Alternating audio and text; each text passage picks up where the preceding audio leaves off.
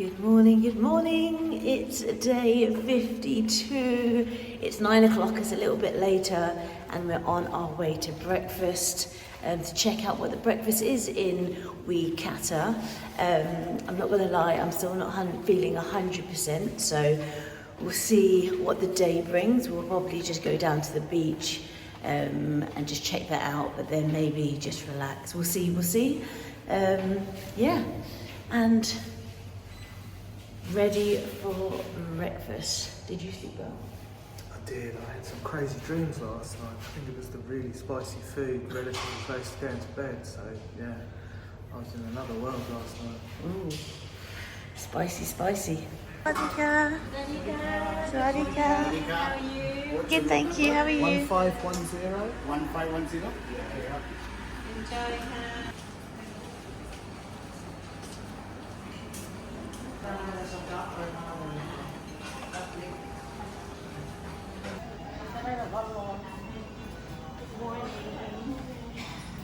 I've gone for the noodles this morning.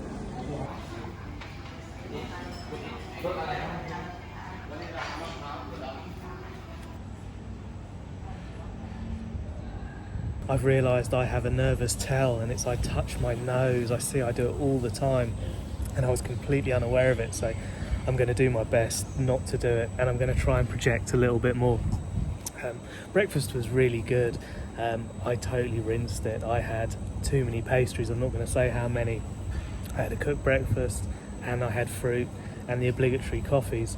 I do feel quite bad going back up for more and more. What they make of the guests, I don't know.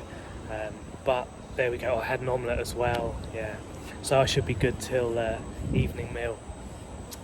The amount of plates that you go through is crazy. These are the silly things I think about. But yeah, I'm going to talk about my dream. I had a super vivid dream last night, and I don't dream all that much, I don't think. Who knows? You kind of forget as soon as you wake up. But I've done my best to recount and recall it, so I will remember it. And I was scootering around. I've got them on the brain. I definitely want to get one when I go back to the UK. And I was scootering around my local neighbourhood, and I ended up parking in my bedroom at my parents' house, which was a bit weird. And then from there it turned into a bit of a breaking and entering. So even though it was my parents' house, I had broken and entered, and I made my way out the window, and I ran along the roof, and then I bumped into an old friend who I haven't seen in a long time, who I have tried to catch up to and hunt down and get in contact with. So yeah, I'm sure there's something in that, a bit of the desire for a scooter, and maybe the chasing of someone I need to get in contact with. But yeah, I do love a dream. They're so random. Yeah, it's all a dream anyway. Yesterday, I got a call from a cycle studio in Brunei that I did some workshops just before COVID, before we got completely locked down. I was actually in Asia, in Malaysia, Singapore and Brunei, and that was an amazing trip. And when I got back, we locked down after like 3 weeks. So yeah, really glad that happened. But he heard that I was out and about in Asia, and he was like, fancy coming to Brunei? And I was like, oh my God, I would love to come to Brunei. So this studio is called Shine Studio, indoor cycle studio. And honestly, the vibe there is amazing. Their vibe was just like how I wanted Groove Cycle to be, or how Groove Cycle was.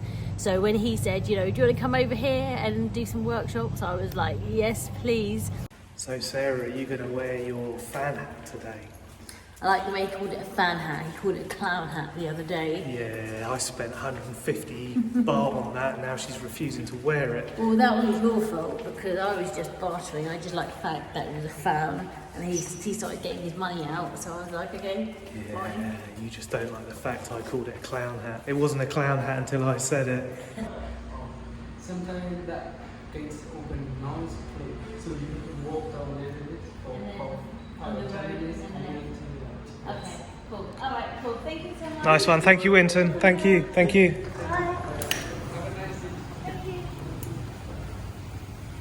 Oh, he was a nice, smiley man, and he got super white teeth. Honestly, it's like the amazing 96, that type of whiteness. Yeah, it's white.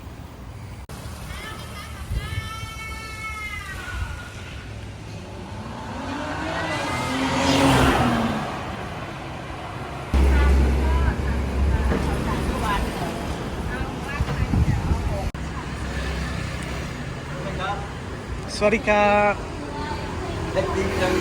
Oh no, Filipino.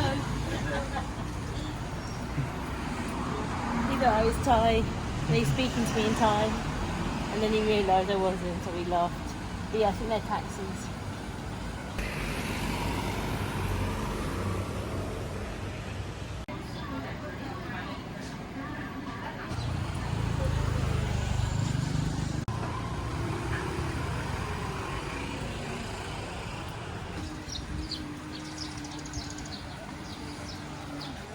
So this is Kata beach.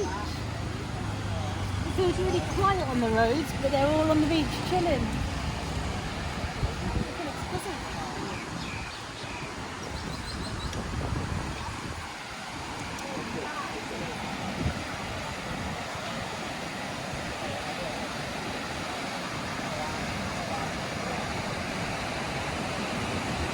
So this looks like the busiest beach we've been on. Yeah, it does. I thought when you know, because Patong is like the busy beach, I thought this one would be mediocre, but it feels very busy.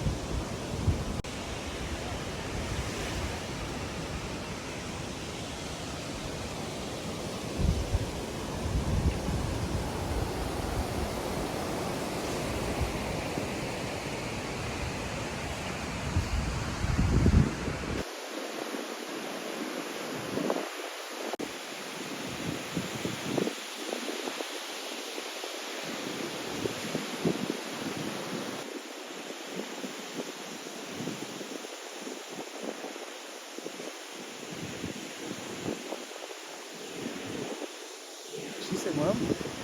She's doing well.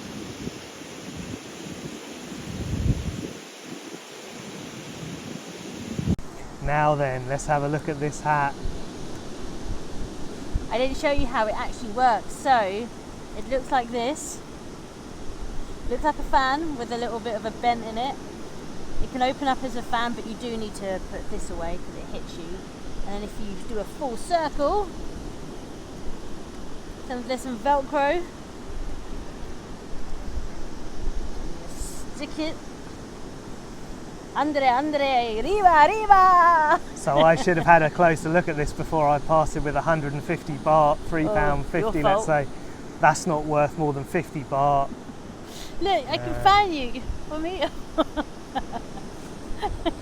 So, what do we make of Kata Beach? It's busy. Just jumping in on someone's private lesson there.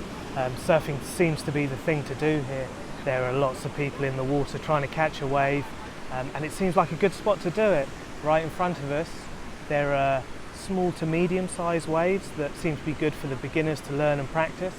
And then over to my left, there seem to be some quite big waves where more experienced people can get quite a bit of a ride. You know, they seem to be on it for, well, the good ones seem to be on it for a fair while. The bad ones seem to be face planting in the wave almost immediately. It's definitely not easy. But yeah, Kata Beach, what do you make of it? It's a long stretch. It's a long beach that kind of curves round.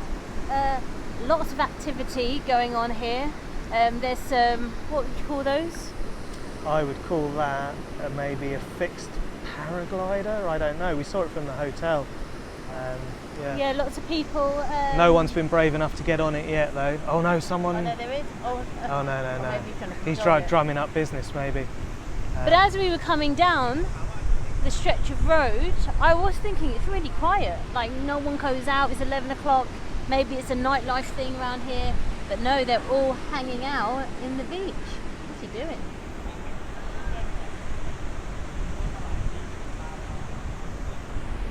Man, I would just fly if I was in one He's of not those. attached to anything as well. If that catches, he is going. It's going to end up back in Koh Samui. This beach for me, it's very, very busy. The people here definitely aren't afraid of the sun. It's hot out there at the minute. We've caught a nice spot of shade. There is a fair strip of shade down the beach, but it's well used. There are lots and lots of people here. And I imagine that, well, Ty said this was the quietest of the 3 beaches of Karen, Patong and Kata beach, so I imagine the others must be absolutely rammed. Yeah, tourist season's still in full effect here. I hear a lot of Russian voices since I've come here, and yeah, they've definitely embraced this area. Haven't really heard many English speakers, so yeah. I haven't really seen any Here they Thai go, on the look. beach either. They're on their way out. Now let's have a look and see how good they are.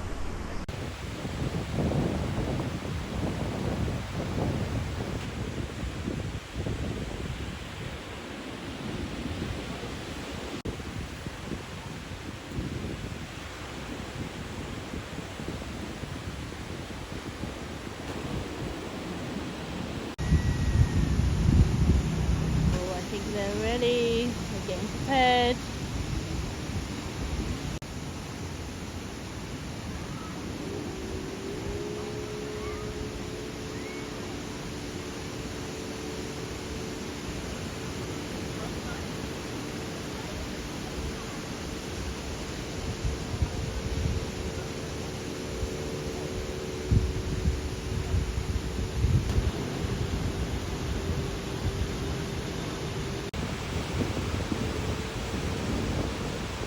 I don't know if it's old age, but when I was younger, I would love to do this sort of stuff. I remember my brother, he went to do some skydiving and I was driving him to Oxford. It was 6 o'clock in the morning. I was half asleep. We got there and he was like, do you want to do a jump? I had 10 minutes to be prepared. It was a tandem, so it wasn't jumping by myself. Oh!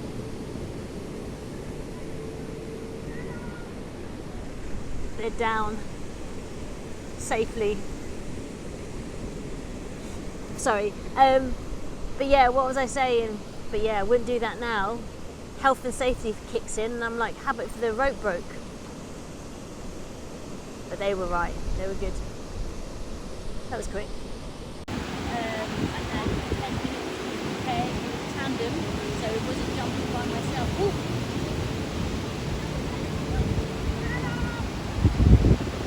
I'm off to inquire how much the paragliding is because Tim might do it.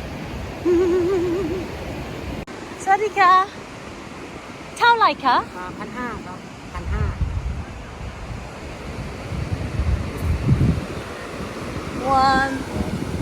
1,500? Okay, kapunka. I think that's 1,500.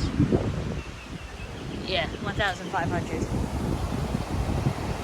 1,500. Oh wow, okay. It's good money for them though, isn't it? It is. Okay. That's what? 10 minutes? Not even that? 5 minutes, isn't it? Yeah. Okay. If it had been like 500, I probably would have done it. Tenner. 30 quid though. It's about 40 actually. Okay, there we go. Yeah, maybe not.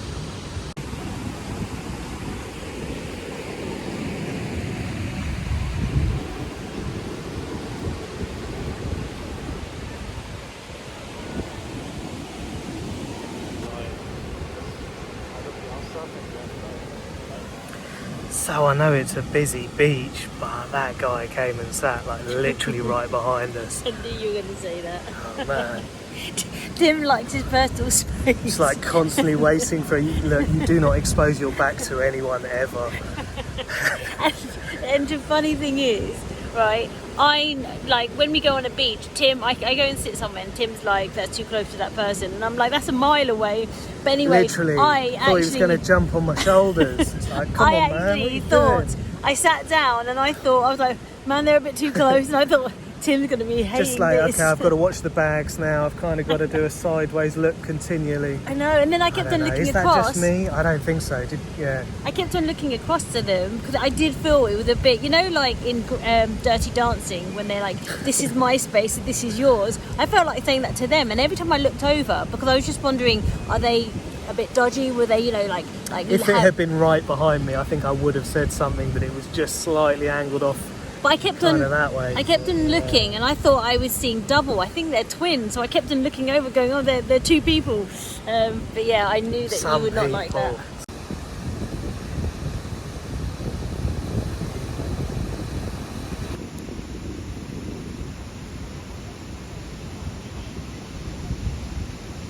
This beach is beautiful. The water is crystal clear and it's a lovely temperature.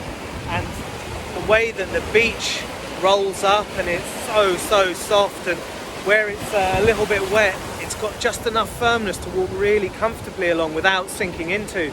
There's a constant riff of waves coming in at kind of different amplitudes, allowing people to practice their skills at different levels. So I think here is the kiddie beginner area where it's a little bit more calm, working your way over towards pretty big, and they look quite experienced, some of those guys. It's hard to catch them because they're not up long, but yeah, it probably wouldn't be my first port of call, if I'm honest.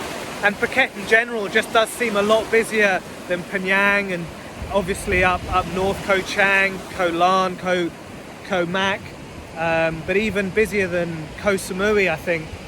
On our way here, it felt like the roads were slower, but they did feel busier. They were much more technical junctions. So I'm less keen to scooter here, and I don't know if I'll need to, because we're only in this accommodation for a couple of days, then we're going to do 3 in another, and that's probably enough to explore the area anyway.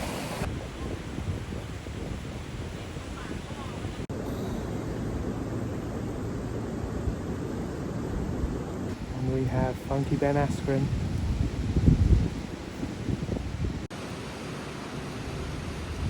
Sometimes being on your phone in this position is a dangerous endeavour and needs a full hard hat, helmet, full coverage, because when you lose your grip, which I do many a times, it's not good.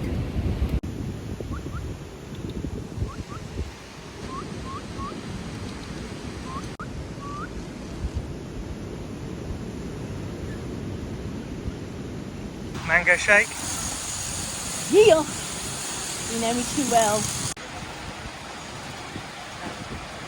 So they do put a bit of syrup in there. So they put a bit of syrup water. They do sometimes put another bit of water in there, ice and fresh mangoes. So yeah, that's why I like it. It's sweet, sweet, sweet.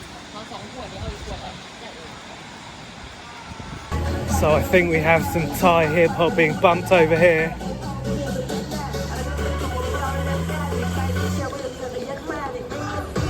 Sounds a bit like that Miami bass kind of style, blast from the past, get the party going. 80